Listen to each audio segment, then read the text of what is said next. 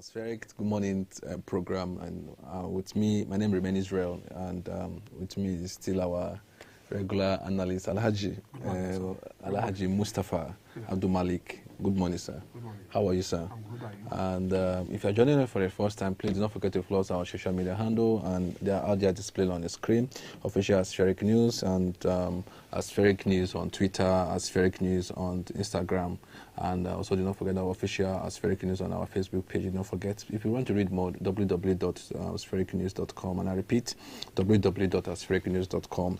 And do not forget to call us in SMS through via our WhatsApp line, +234 +234 8099998117. I repeat, +234 8099998117. Before we go into our newspaper review this morning, we're going to bring you some detailed program that happened yesterday, especially in Lagos. The president was out there in Lagos State to commission some of the laudable projects by the administration, and we will be showing this some of this clip.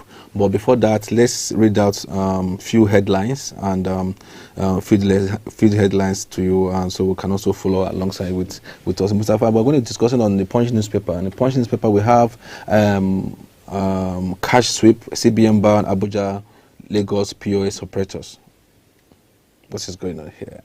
We also have power outage, disrupt APC rally, stop Buhari, Tinubu speech. APC National Working Committee to probe incident, say Bauchi rally successful. Yeah. Buhari supporting Tinubu, direct governors to ensure victory. Baguda. And we also have Lagos project job as president open rice mill. Seaport, Lagos projects jobs as president opened rice mill, Seaport. And let me just ask you one simple question. Now, yesterday we discussed about banks. We are complaining that they don't have enough cash, especially new currency. Yeah, that is what they allege. That is what they are saying. Allege, yes. And the new the deadline is just around the corner. And there's this panic. Nigeria are panicking. Some and the market square, different market are complaining they have not seen this cash. I also made some investigations yesterday. Some markets including in those within the southeast, south. Part of Lagos who called yesterday. They said some of them said they've never even set their eyes on the new currency. Let me just ask you, Alhaji, if they are to,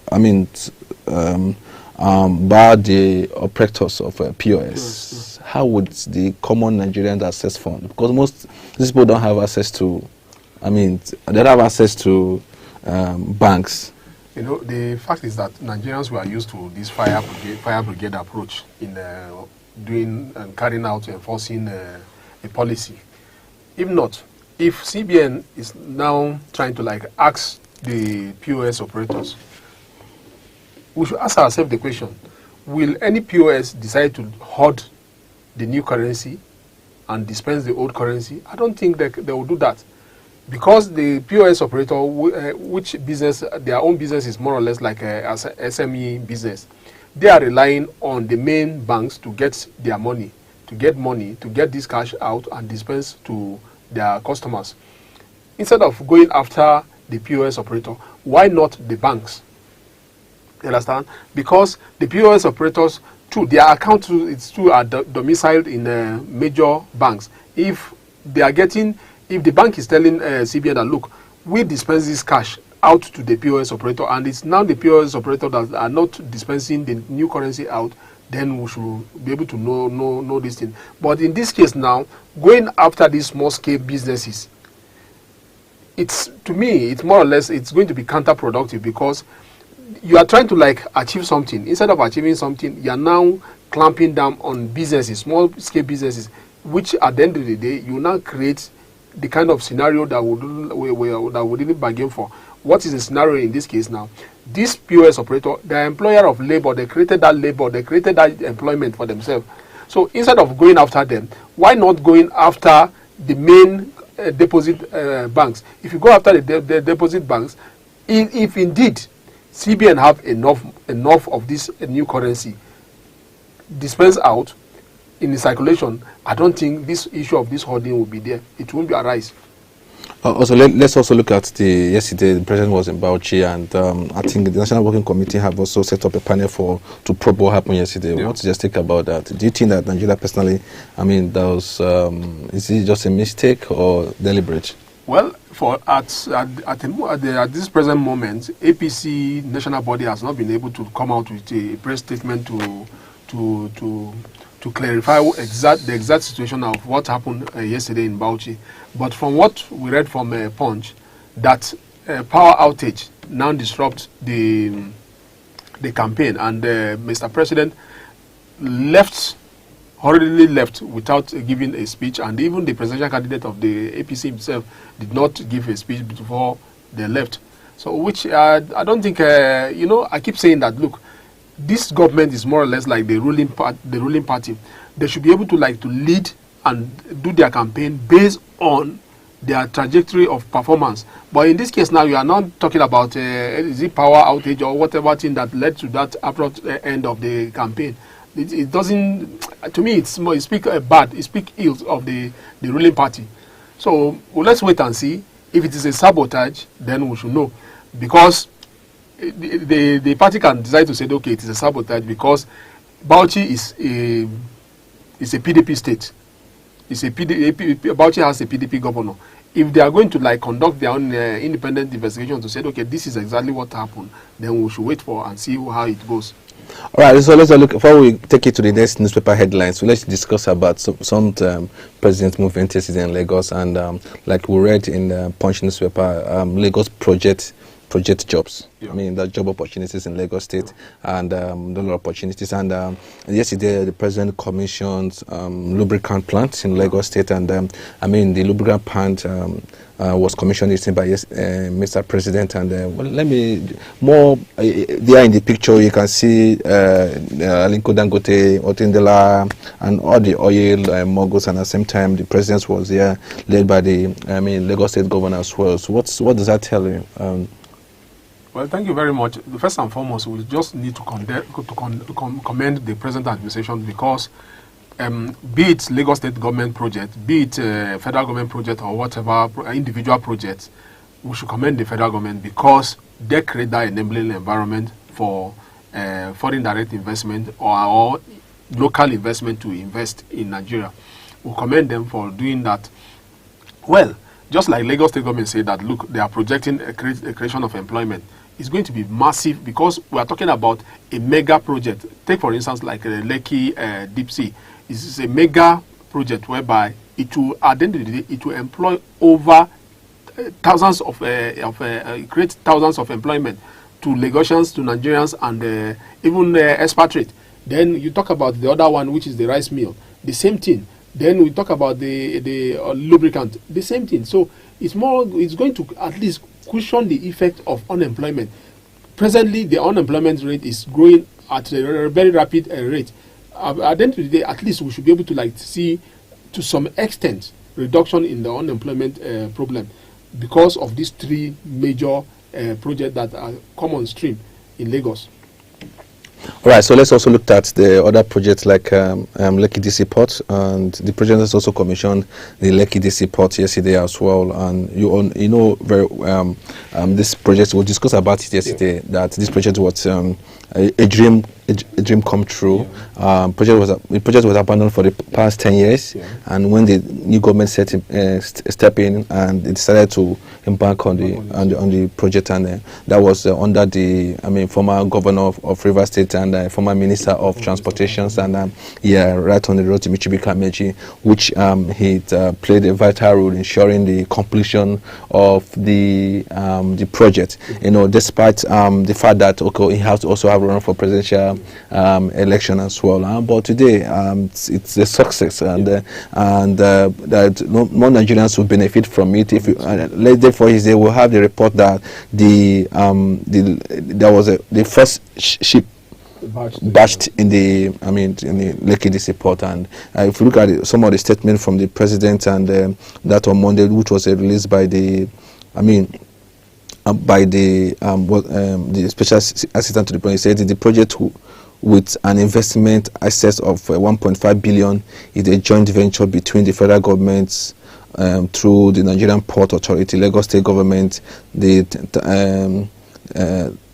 Toram Groups, the owner of Lagos Free Zone, and China Harbour Engineering. And also say that in Lagos, that means a lot, looking at the amounts, and they will be generating from that. And let me just ask you, do you think that the projection of the congesting Apapa Seaport would be viable? It will help, but we should tell ourselves the truth, because Lagos is a cosmopolitan city of over 20 million people. And it's being regarded as an economic hub of Nigeria. So it will require some order. We can't just say because Lekki Deep Sea has come on board. No, it's going to require a holistic approach to be able to decongest Apapa congestion. What is the holistic approach in this case now? Remember that the former Minister of Transportation, Rotimi Amechi, before he left office, he was pursuing this dream of linking Apapa Wharf to the what is the name? The Yaba. The terminal at Yaba. He was pursuing that. I don't know how far this has gone. Whether his own exit as a minister has put a stoppage to that project, nobody knows. By now, we expect that. Look, the Tinubu from the railway terminal in Yaba down to Apapa should have been completed. If it is completed, you discover that cargo will be dispatched from Apapa and Tinkan down to Ibadan. And then from Ibadan now, instead of trucks to be coming into Lagos, because these are trucks that are coming to Lagos to ship these containers down to some other part of Nigeria. If that wants to come on board, good. Then we have the Lekki Deep Sea. The same plan too is being pursued in the Lekki Deep Sea, whereby it will be linked to the railway terminal.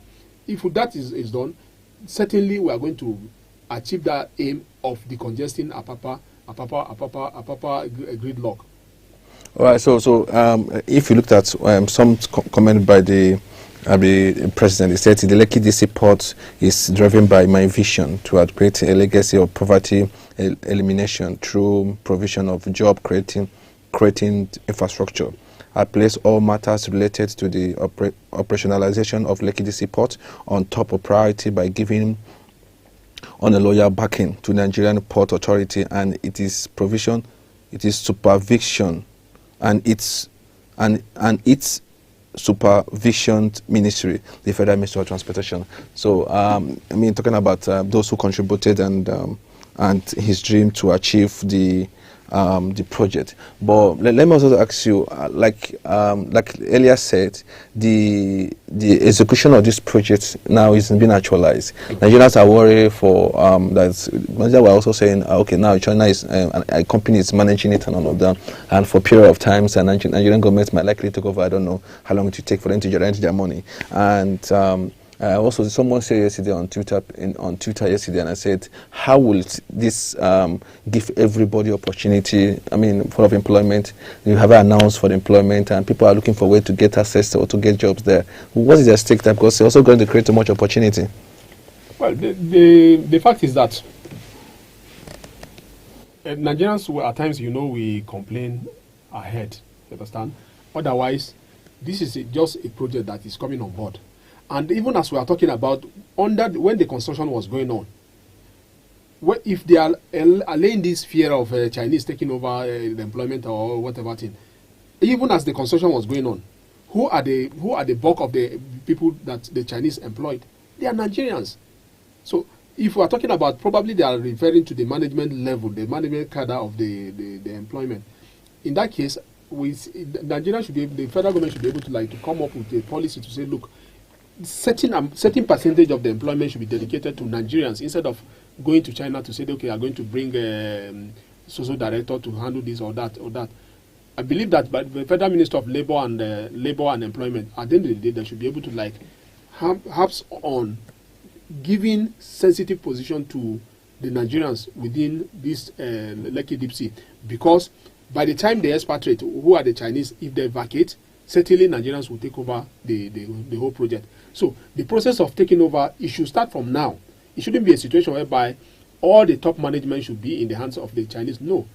So Nigerians, they should just calm down, watch and see. I believe that the government cannot just fold its hand and allow the Chinese to now take the management position wholeheartedly.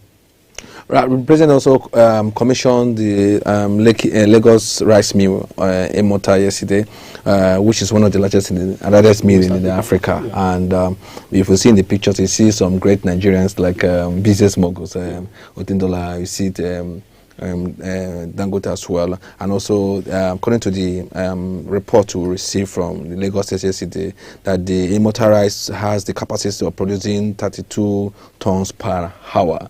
That is a huge one, per hour, and at full capacity. The mill will also create 1,500 direct jobs and also 254,000 indirect jobs in Lagos. Something is going on in Lagos. Well, we commend Lagos State government because it's purely an initiative of the Lagos State government. Whether it's a private sector driven, Lagos State government was behind it. So we commend them for doing that. At least this is going to be a great, at least it will cushion the effect of unemployment. By the time a certain amount of unemployed Nigerians are taken away from the street and given a job there, that is kudos. And then apart from that again, there's the aspect of the revenue generation for Lagos State government. We should tell ourselves the truth that look, Lagos State has been functioning just like a mini country within a country, because in 2015, 2016, when other states are suffering for revenue, dwindling revenue, Lagos State government still have robust revenue. And now we are seeing this, that they are, whatever revenue they are generating, they are using their revenue very well to generate more revenue. It's like making money. The process of making money, you must invest money to make more money. Other states too, they should queue up from what the Lagos State government is doing. As far as Nigeria is concerned, there's no any state that you will say that is small state, because every state operates as an independent state. If you have that financial autonomy on your own, you should be able to utilize your money, invest your money in where it will give you more access to money, and that is what Lagos State government is doing. Take for instance, like in Kogi State, if you discover that Kogi State government, if they don't have, that subvention, that federal allocation doesn't come, it means it will become redundant, and that is why we are commending Lagos State government. They are showing that they are leading by example, showing that example to other states too, to follow it, to follow the same pattern too. Look at this rice mill. At least, if there are other neighboring states within the southwest region where they are basically into farming of this rice, if they don't have the processing capacity, they will take it to this rice mill to process it. And one of the major problems within the rice farming is this processing. So Lagos government now decided to have this rice mill, whereby it will solve the problem of rice production, and we are going to see abundant rice coming years. All right, so before we take you back to our newspaper review again, we're going to bring you some videos of yesterday at Andoni local government area. If you recall that we reported that the APC governorship candidate Rivers State governorship candidate of El Progressive Congress, APC, campaigned in Andoni yesterday. So we're going to play a video of the campaign and hear from them, and also give you a highlight of what is happening, and also go back to our newspaper review. Just stay tuned and watch. Our political trajectory as APC people in Rivers State, we are about to enter the Canaan land.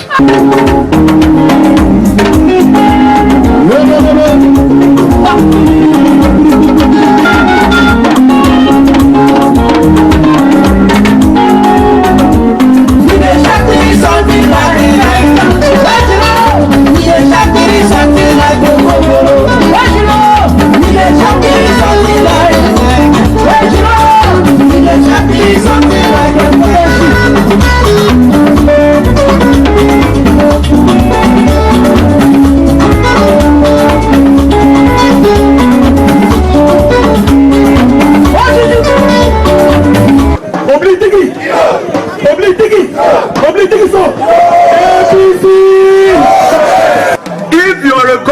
and you have governed for 8 years. You should be happy during election that the people you have governed will give you a positive referendum. No matter what they do, we will not stop. This morning they came to scatter this place because they want to stop us from campaigning. This evening we're still here. Please clap for yourselves. I don't work on it quick.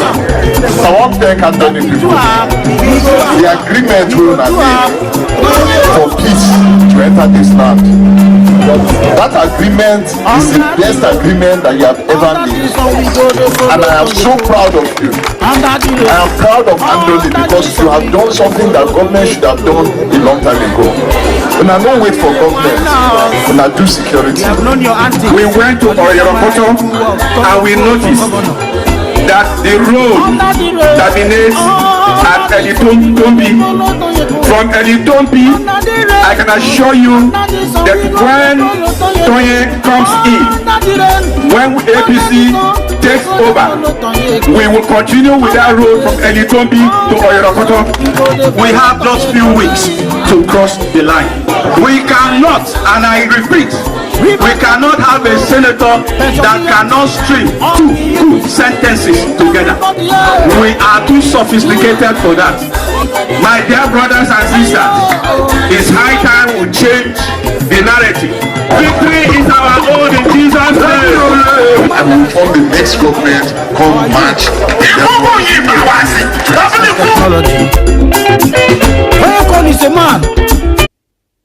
All right, welcome back, and I hope you heard what I heard from them from Rivers State. We're still going to bring you some interesting stories from them. Next to discuss on our newspaper review this morning will be on Tribune newspaper. So Tribune newspaper will have petrol sell as high as 350 per liter. Motorists comment at crumbs.